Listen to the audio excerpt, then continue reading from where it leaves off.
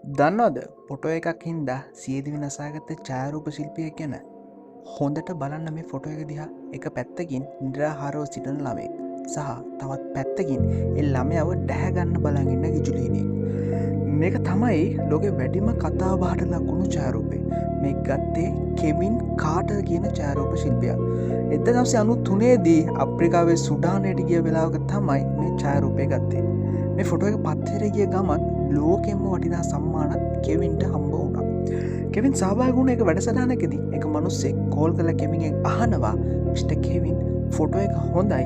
හැබැයි මට කියන්න අර පොඩි ළමයාට අන්තිමට මොකද වුනේ කියලා. කෙවින් කිව්වා මට ෂුවර් නෑ. මම ෆොටෝ එක ගත්ත ගමන් එතනින් දුවලා ගිහින් ප්ලේන් එක අල්ලගත්තා කියලා. එතකොට අර මිනිස්සයා අහපු දේ කෙවින්ගේ ජීවිතය සම්පූර්ණයෙන්ම කඩා වැටුණා.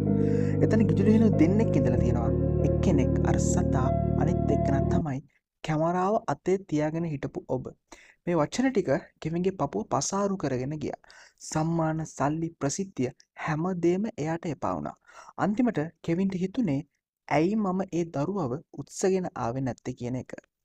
සම්මාන ලැබිලා මාස 3ක් යන්න කලින් වයස අවුරුදු 33 දී කෙවින් කාටර් සිය දිවි නසා ගන්නවා. එයා මැරෙන්න කලින් ලියුමක් ලියලා තිබ්බා.